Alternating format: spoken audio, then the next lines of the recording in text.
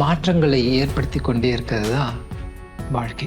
மாற்றங்கள் நாம் உருவாக்குவதற்கும் தயாராக இருக்கோம். ஆனால் ஒரு விஷயத்துக்கு நாம் தயாராக இல்லை. அது என்னன்னு பார்த்தோம்னா ஏமாற்றம். ஏன் மாற்றம் அப்படின்னு கேட்டால் பரவாயில்ல, ஏமாற்றமா? ஏமாறுறதுக்கு நாம் தயாராக இல்லை. அப்போ ஏமாற்றவும் செய்யக்கூடாது. எப்படி ஏமாற்றம் என்பது இல்லாமல் இருக்கலாம் அப்படிங்கிறதுக்கு மகரிஷி அவங்க ஒரே ஒரு விஷயத்தை மட்டுமே நமக்கு சொல்கிறாங்க. அந்த ஒரு விஷயத்தை நாம் பார்த்து தெரிஞ்சுக்குவோம். பார்த்ததோடு இல்லாமல் அதை நாம் எதிர்பார்த்துட்ருக்கோம் இல்லையா? இப்போ அந்த எதிர்பார்ப்பு என்னவாக மாறப்போகுது அப்படிங்கிறத நாம் பார்ப்போம். வாழ்க்கை வளமுடன். எதிர்பார்த்தல் எப்போதும் எவரிடமும் ஏமாற்றமே விளைக்கும். ஏது மனதில் அமைதி? எதிர்பார்த்தல் எனும் நோயை மாற்றி மனநலம் காண எது உளதோ அதை ஏற்று உதவி செய்தே வாழ்ந்திடுவோம். எது உளதோ அதை ஏற்று உதவி செய்தே வாழ்ந்திடுவோம்.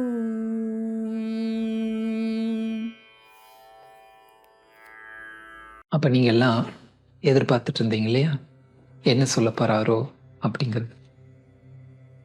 வேதாத்ரி மகரிஷி ப்ராக்டிக்கலாக சொல்லுவாங்க. லாஜிக்கலாக இருக்குதா அப்படிங்கிறது கொஞ்சம் சந்தேகம் வரும். ஆனால் நிச்சயமாக அது லாஜிக்கலாக இருக்கக்கூடியது தான். எதிர்பார்க்காம எப்படிங்க வாழ முடியுங்கிற கேள்வி நிறைய பேருக்கு உண்டு.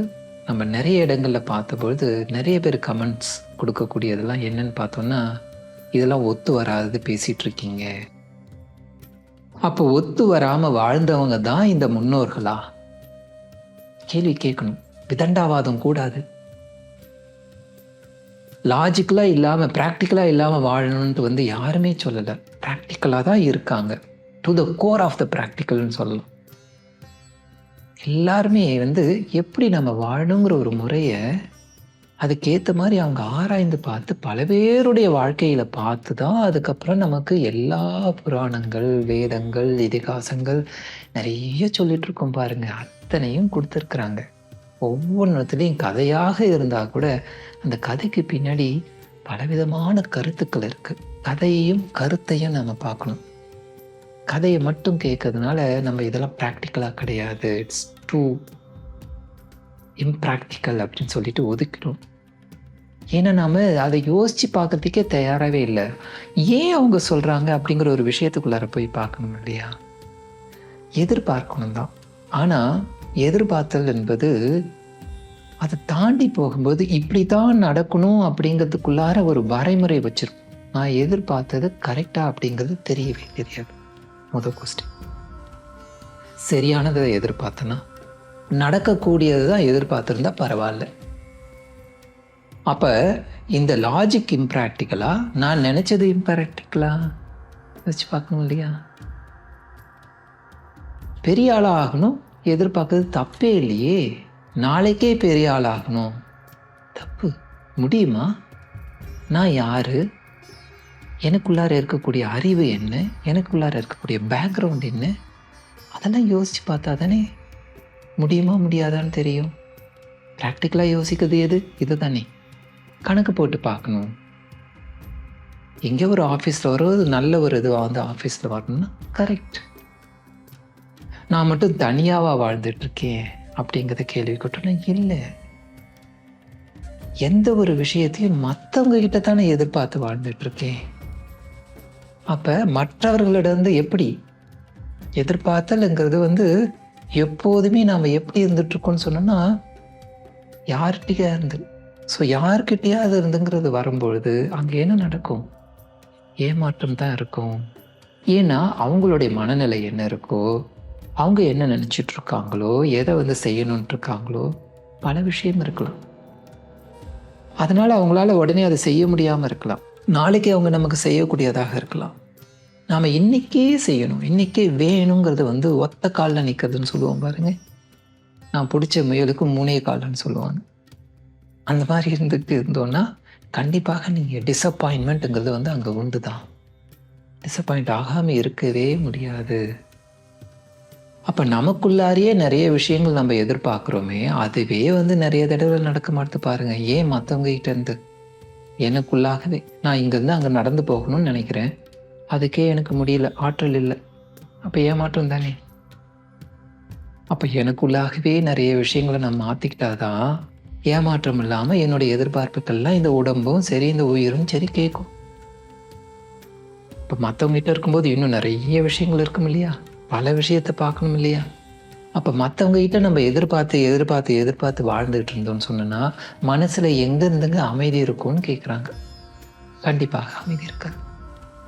என்னென்னா நான் எதிர்பார்க்கறதெல்லாம் வெளியில், உள்ளுக்குள்ளாக எதிர்பார்க்கல. உள்ளுக்குள்ளாக நான் எதிர்பார்க்கும்போது என்ன ஆயிடுதுன்னு சொன்னால் கரெக்டான விஷயத்தை யோசிக்கிறேன். வேதாத்ரி மகரிஷி கொடுத்துருக்குற பயிற்சிகள் எல்லாம் பார்த்தோன்னா இந்த மன வளக்கலை, மனதை எப்படி வளப்படுத்தணும் அப்படிங்கிறத கேட்டகரைஸ் பண்ணி ஒரு டேபிள் காலம் போடுறாங்க. ஒரு டேபிள் காலம் போட்டு அதில் வந்து ஒன்றையும் எழுதுங்க. இந்த ஆசை எனக்கு நிறைவேறணும்னு சொன்னோன்னா என்னெல்லாம் தேவைகள் இருக்குது அப்படிங்கிறத முதல்ல ஒரு லிஸ்ட் எடுப்போம். அது என்கிட்ட இருக்கா இல்லை வெளியில் இருக்கா? அப்போ வெளியில் இருந்தால் எப்படி அதை வந்து அடையணும்னு சொன்னோன்னா அதெல்லாம் எந்த முறையில் அடையணும், அதுக்கெல்லாம் ஒரு லிஸ்ட் எடுப்போம். அதுக்கடுத்து அதுக்கு வேண்டிய முயற்சி எடுப்போம். மனதின் நிலைகள் 10 அப்படின்னு சொல்கிறாங்க. தேவை என்பது ஆரம்பம், ஆசையாக வரும் அது. அதுக்கடுத்தது என்ன செய்யணும், முயற்சி எடுக்கணும். அந்த முயற்சி எடுக்கும்போது நம்ம என்ன செய்யணும், ஆராய்ச்சி வேணும் இல்லையாங்க. ஆராய்ச்சி செய்யாமல் அது பாட்டு நான் பாட்டு கண்டபடி நான் ஏதோ செய்கிறேன்னு சொன்னேன்னா என்ன ஆகும்? கண்டிப்பாக அதுதான் சொல்கிறாங்க. நீ எல்லா இடத்துலையும் அடி வாங்கி போயிட்டு எதிர்பார்த்துக்கிட்டே இருந்து ஒன்றுமே கிடைக்காது, மனசில் அமைதியே இருக்காது. அழகாக உட்காந்து சார்ட் போட்டு ஆசை இருக்குதுப்பா, பரவாயில்ல, என்னால் முடியுமா? ஃபஸ்ட்டு கேள்வி. என்னால் முடியும்னு சொன்னால் என்னெல்லாம் செய்யணும்? என்கிட்ட அதுக்கு தகுந்த பணம் உதவிகள் இருக்கா? இல்லாட்டி இது எப்போ இந்த பண உதவி நமக்கு கிடைக்கும், எப்போ நாம் இதுக்கு ரீச் பண்ண முடியும் அப்படிங்கிறதெல்லாம் போட்டோன்னா அடுத்த தடவை அதே ஆசை எண்ணம் வந்ததுனாலும் இந்த கால்குலேஷன்ஸ்லாம் போட்டு வச்சுருந்தோம் பாருங்கள், அதுதான் வரும் அப்படிங்கிறாங்க. இதுதானே ப்ராக்டிக்கல். அப்போ எதிர்பார்க்காம வாடுறது அப்படின்னு சொன்னால் இதுதான். ஒன்றுமே இல்லாமல் அப்படியே எதுவுமே எனக்கு தேவையில்லை அப்படின்னு சொல்லிட்டு இருக்கிறதெல்லாம் அது கிடையவே கிடையாதுங்கிறாரு. வாழணுங்கிறதே ஒரு ஆசை தான், அதுவே ஒரு எதிர்பார்ப்பு தான். அது சரியான எதிர்பார்ப்பு. அப்போ எதிர்பார்ப்பு இல்லாமல்லாம் இருக்கும்னு சொல்லவே முடியாது, ப்ராக்டிக்கலாக யோசிக்கணுங்கிறாங்க. அப்போ தெளிவு இருக்கும், மனசில் மனநலம் கிடைக்கும், மன அமைதி போகாது, மனநலம் கிடைக்கிற மாதிரி பயிற்சிகளை நாம் முயற்சி செய்து பார்க்கணும். அப்போ செய்தோம்னா எதிர்பார்ப்புகள் இருக்கும், வச்சுக்கணும். ஆம்பிஷன்ஸ் வேணும், கோல் செட் பண்ணணும். ஆனால் அந்த கோல் செட் பண்ணும்போது இப்படி தான் வரும். சரி, ஒரு சில டைமில் வந்து நாம் நினச்ச மாதிரி வந்திருக்காது. வரலேன்னு சொன்னோன்னா திரும்பவும் அதனால் ஒடிஞ்சு போகவும் வேண்டாம். அதனால் நாம் வந்து வேறு எதையாவது போயிட்டு மாட்டிக்கவும் வேண்டாம். உட்கார்ந்து ஏன் வரல, அந்த ஏமாற்றத்தை நினச்சி ஒடிஞ்சு போகாமல் எதிர்பார்த்தது ஏன் நடக்கலை அப்படிங்கிறது ஆராய்ச்சி நிலைக்கு நம்ம போனோன்னா அந்த ஆராய்வில் என்னென்னா, ஓ இங்கே தான் ஏதோ ஆகியிருக்கா, இல்லை எல்லாமே சரியாக இருந்திருக்கு, எல்லாமே சரியாக இருந்தும் நடக்கலை அப்படிங்கிறது தெரிஞ்சோன்னா ஏதோ ஒரு காரணம் இருக்கும். ஒருவேளை இது இயற்கையில் இந்த மாதிரி இருக்கக்கூடாதுங்கிறது இருக்கா அப்படிங்கிறதெல்லாம் கேள்வி கேட்குறது அழகாக கொடுத்துருக்குறாங்க. வேதாத்ரி மகர்ஷி அத்தனைக்கும் இப்படின்ட்டுலாம் யோசிக்கணுன்ட்டு கொடுத்துருக்குறாங்க. அதெல்லாம் மனவளக்கலை புத்தகம், அற்புதமான புத்தகம். ஒவ்வொருத்தருடைய வாழ்க்கைக்கும் தேவையான ஒரு டிக்ஷனரின்னு சொல்லலாம் நம்ம. அது இந்த ரெடி ரெக்கனர் புக் அப்படின்லாம் நம்ம வந்து படிக்கும்போதெல்லாம் வந்து கொடுப்பாங்க. அது கண்டிப்பாக தேவையான ஒரு புக்காக இருக்கும். அந்த மாதிரி ஒரு பேசிக் விஷயங்களை நமக்கு கொடுக்கக்கூடியது. எல்லாத்துக்கும் வழிமுறைகளும் கொடுத்துருக்காங்க. யோசித்து பார்ப்போம். புக்கை படிக்கிறதோடு அப்படியே வந்து சும்மா கதை மாதிரி படிச்சுட்டே போக வேண்டாம். ஒரு பக்கம் படித்தாலும் என்ன சொல்லியிருக்காங்க, இதை எப்படி நம்ம வந்து ப்ராக்டிக்கலாக இதை வந்து நம்ம அப்ளை செய்து பார்க்கலாம் அப்படின்னு கொஞ்சம் யோசிச்சுக்கணும். இதெல்லாம் ஒத்து வராதுன்னு அப்படியே தள்ளிட்டு போகிறது கிடையாது. கண்டிப்பாக ஒத்து வரும். ஏன்னா சாதிச்சு காமிச்சிருக்கவங்க இருக்காங்க இல்லையா? அதனால நாம் அந்த ஒவ்வொரு பக்கங்களையும் ஒவ்வொரு வார்த்தைகளையும் எடுத்து நாம் அதை பயிற்சி செய்யும் பொழுது எதிர்பார்ப்போடு இருக்கலாம், ஆனால் ஏமாற்றம் இல்லாமல் இருக்கும். இந்த எதிர்பார்ப்பை நம்ம செட் பண்ணி வச்சுக்குவோம். வருகின்ற வருடத்தில் சிறப்பான வருடமாக நமக்கு மாறணும். அப்போ எப்போ ஆகும்னு சொன்னோன்னா, சரியான எதிர்பார்த்தல் நடக்கலைன்னு சொன்னாலும் அடுத்த வழிமுறைக்கு ஆராய்ச்சி நிலை, ஏமாற்றம் இல்லாத ஒரு வருடமாக நம்ம கண்டுபிடிப்போம். அந்த வருடத்தில் நமக்கும் அது சிறப்பாக அமையும். நம்ம ஏமாறாத போது மற்றவங்களையும் ஏமாற்ற மாட்டோம். அப்போ ஏன் மாற்றம் அப்படிங்கிறத கேள்வி கேட்டோம் இல்லையா? மாற்றம் ஒன்றே நிரந்தரம். அந்த மாற்றத்தை நோக்கிய ஒரு பயணமாக வருகின்ற வருஷத்தையும் நாம் சிறப்பாக வாழ்வதற்கு முயற்சி செய்வோம். வாழ்க வளமுடன். எதிர்பார்த்தல் எப்போதும் எவரிடமும் ஏமாற்றமே விளைக்கும். ஏது மனதில் அமைதி?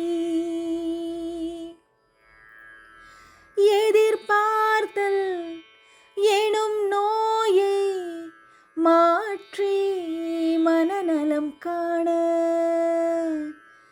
எது உளதோ அதை ஏற்று உதவி செய்தே வாழ்ந்திடுவோம். எது உளதோ அதை ஏற்று உதவி செய்தே வாழ்ந்திடுவோம்.